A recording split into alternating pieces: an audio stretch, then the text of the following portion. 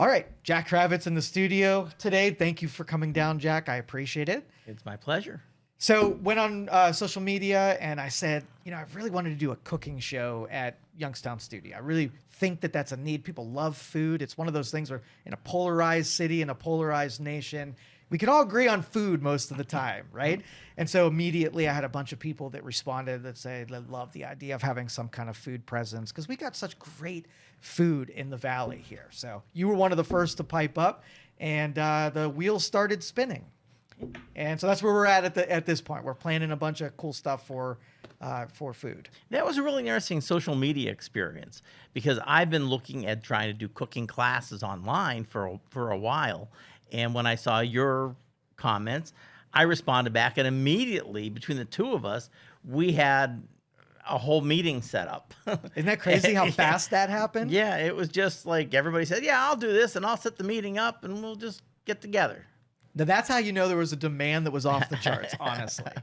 Yeah, because we have talented, really talented culinary people in this area, and we are world renowned for our food here in the valley. So it would make sense that we, demonstrate it, put it on demonstration. Yeah, we do have a lot of food. I mean, I would like to see it be more varied than it is. There's a whole heck of a lot of Italian restaurants. For sure. And very good Italian restaurants.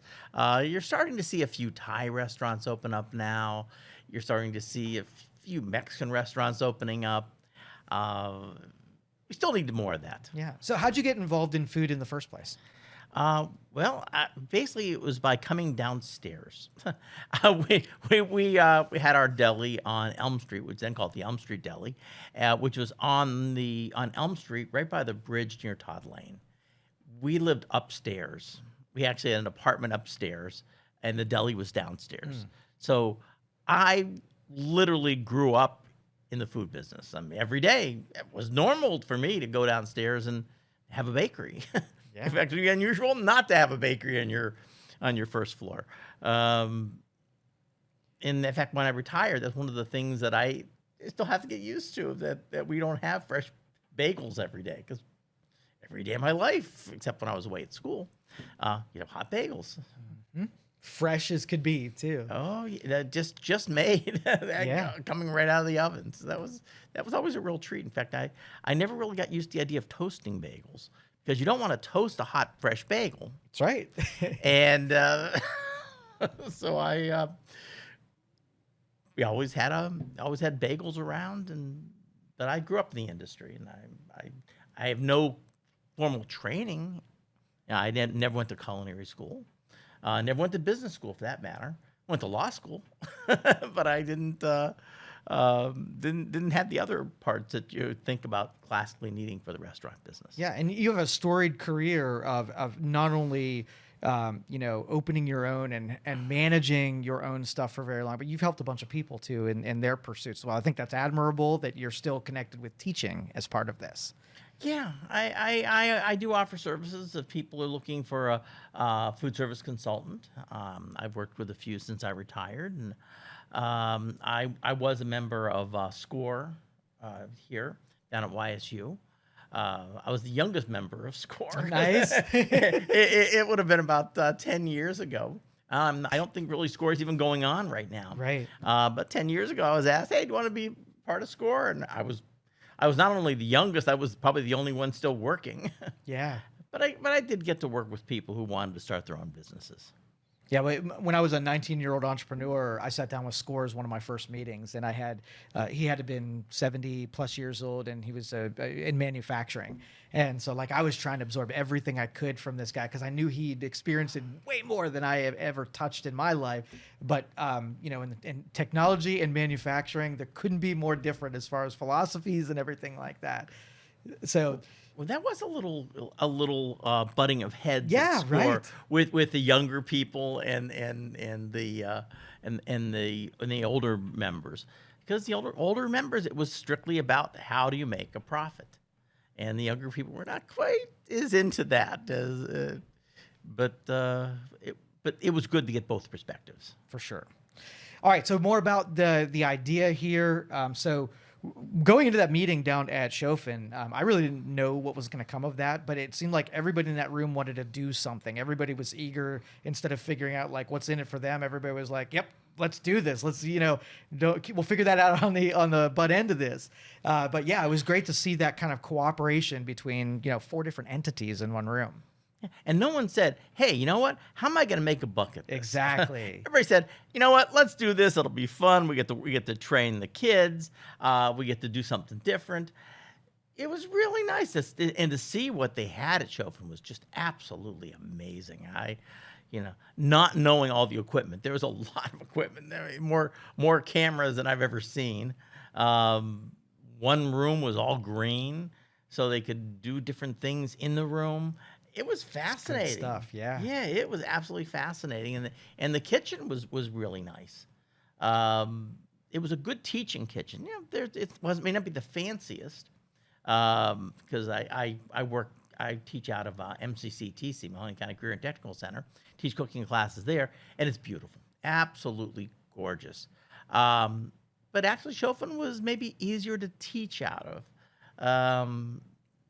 Not that MTC's, I have a great time teaching there, but it was great to see what we had, culinary wise, and electronic. Yeah, and that kitchen was pretty amazing, and I imagine that's what a regular commercial kitchen probably looks like. Was it real close? Yeah, there's a lot of tables, which you need. If you're going to teach people, you need workspaces, and they had a lot of tables, and it was kind of in a kind of a square that people could work around the table. So yeah, but they had all your basics. They had your ovens and stoves, and I think they had a fryer. I have to remember back what all the things they had. But they had a lot of nice equipment. Small mixers. Not big dough mixers Not that could big, fit yeah. in. At least I consider them to be small mixers. Yeah. They probably would mix out 10 to 20 pounds of flour. I think of those as like, oh, look, little baby mixers. In fact, when I retired and left the business, I had never made a bagel at home, and I decided, oh, good, I'll try making bagels at home. My sister-in-law wanted to do it, so we took recipes and brought them down. Which my recipes would typically start with 100 pounds of flour. And maybe 40, so I had to bring them down to 1 pound, because that's all my mixer at home will mix, because bagel dough is really stiff and heavy. So at home I have a 1 pound mixer, which made 8 bagels. A baby batch in the baby. A baby batch. I had I'm looking at and laughing because they're very low in salt and oil and everything. So it's like these little tiny amounts I'm putting in with this 1 pound of flour, and you have to weigh them. You have to weigh everything out, because it's too small to be inaccurate with cups and spoons and baking, as they say, baking is a science. Cooking's an art. Baking's a science. Nice. Yes. So when they had all of those like meal delivery services where they would like send you the ingredients and then give you a little scorecard to how to make something, my wife and I kind of dabbled with trying to assemble some of these meals that were way above our pay grade, but it got me cooking with things that I never would have otherwise tried. Like I had leeks, and I used a ton of what's that stuff they put in with sushi that balances the wasabi, the ginger. So ginger was in everything in these Blue Apron and these meal prep things. Interesting. I was like, I never thought to put ginger in that, and and it's expanded my horizons a little bit. I'll sometimes put ginger in my chicken soup. When making a chicken broth, one of the things I like to put in is a piece of ginger. Kind of brings it up a little bit. Right. And my mom would always use a little bit of ginger in her matzo balls. Secret ingredient. Yeah. But interesting about leeks, I was called by WFMJ, and they were doing a segment on unusual vegetables. And that was the unusual vegetable that I chose, was leeks. And they're great. Yeah. They're just very dirty. You have to really clean them. Mm-hmm. But they're really good. They're sweet. They're cabbagey, but they're kind of garlicky. They're really delicious. Great in strudel. leek chicken cheese strudel, one of my favorites. Yeah, and we walk by it in the grocery store. Now you now that you know what it is and what it does, it becomes part of your arsenal of what you could put together. So, Yeah, there's so many things out there, so many unusual vegetables. Things in the cabbage family. I'm working on a course in cabbage right now. It's one of the classes I'm trying to put together. Actually, we'll be doing that in a few months, and it's going to be different kinds of cabbages and all things you can do with cabbage. People don't think of all the things that can be done with cabbage.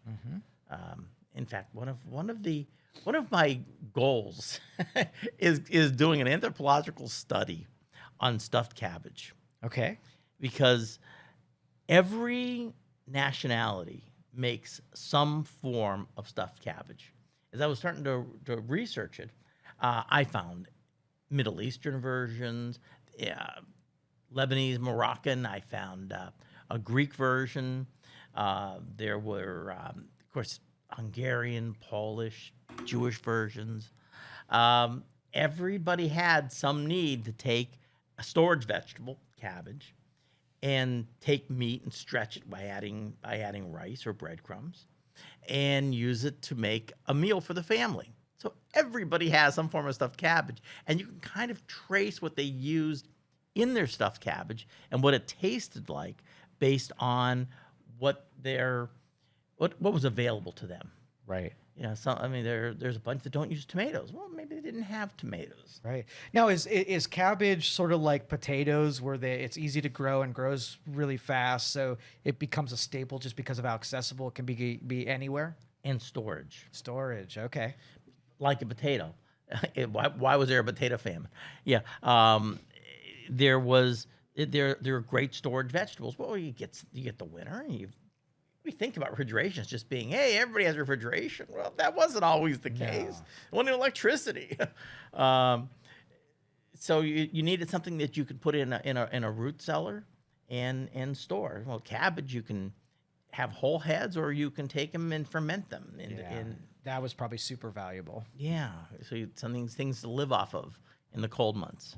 Yeah, and if you have that stuffed cabbage, which became popular, you're stored in a jar with a little bit of acidity in it. It actually adds to the flavor of what you're going to do with it in the stuffed cabbage. Oh yeah, but there's so many versions. I think it's a really interesting study. I was working on a book on stuffed cabbage. Well, we have access to students who probably need to report on this stuff anyway. Put them on the case. Yeah, I think it's a great. People don't even think about it, but it's just. In fact, this morning before I came, I was researching cabbage and all the different varieties of cabbage, and somebody had 24 varieties of cabbage that they were explaining. Wow. Would not have realized it. You didn't think we were going to have a whole cabbage discussion, did No, you? no. All right, so back to the overall plan. We're scheming. We're bringing like-minded people together that want to put together good programming, would involve Chofin and the students and the technology that they have. Also, getting featuring some of the restaurants that have maybe some signature dishes. They become famous for something. Bringing a chef on to be able to illustrate and teach people how to do that one. So one of my favorite dishes is steamers. They have these stuffed Hungarian hot peppers. It's my favorite meal on the planet. So I've tried Stuff with hot sausage. hot sausage. Yeah, it is the best. And Awesome stuff. I have attempted to do it a bunch of times. Like, I have the right ingredients, but I've never gotten it to the way they do it. It's probably baked where I'm either like something. You definitely want to bake it. Definitely want to bake it. I'm probably doing that wrong. Yeah. But anyway, I would love to learn how to do it on my own. I would still buy theirs, but still I'd love to know how to do that on my own. It would be fun. Heck yeah. It would be fun. And depending on how much of your own you want to do. Are you going to do your own tomato sauce? Yeah. This summer, I got a bunch of tomatoes and made my own tomato sauce. I think you do when you're retired.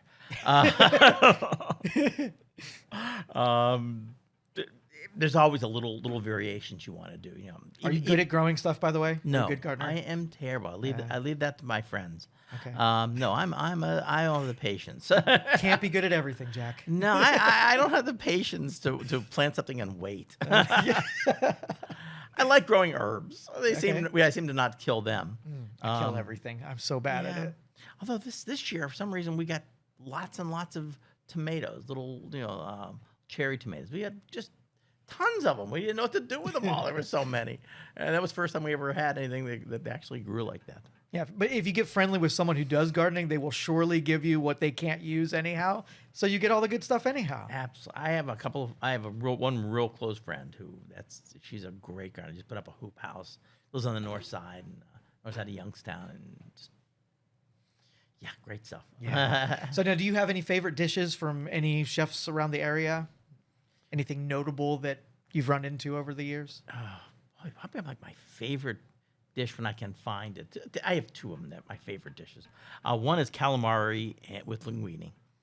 I think that's just like my favorite thing. You don't see it too often. Sometimes you have to ask for it. But I've had a few chefs who were willing to make that. Interesting, calamari. There's two ways of making calamari. Either you cook it very fast or very slow. That's one of them. And then chicken and greens. Just a basic, either pasta or a sandwich. I've had that all over. It's still one of my go-tos. Yeah, done right, so good. With the hot pepper on it. Yes.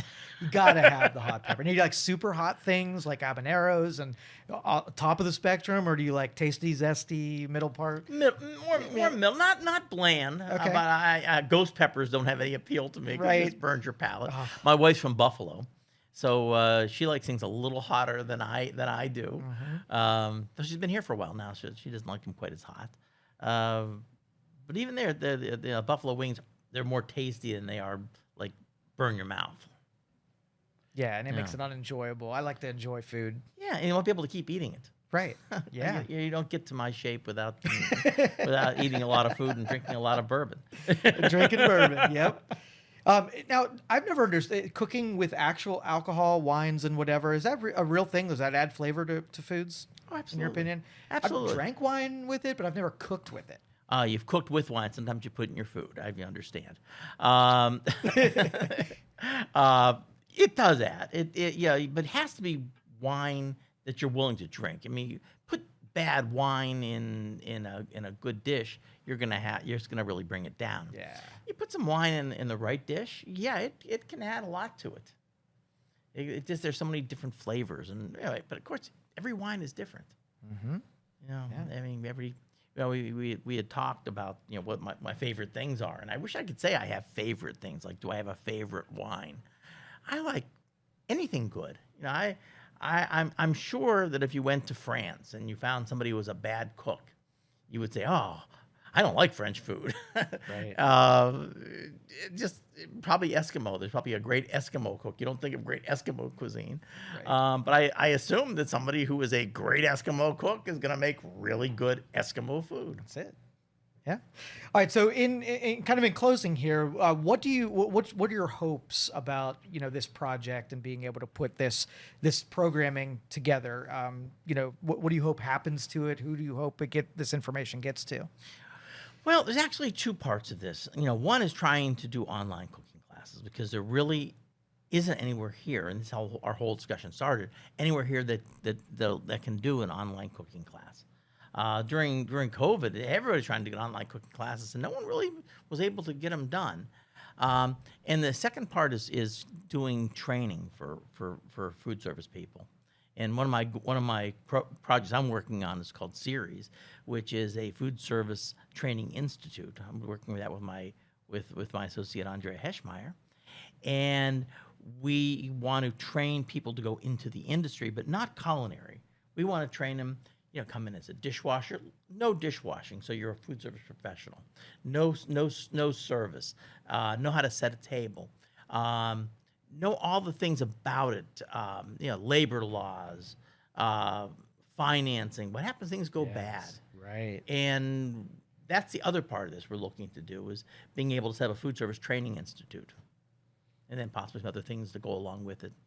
take that intelligence and propagate it forward. I love it. I love it. And another important thing that when we were talking about, escape me. Hold on.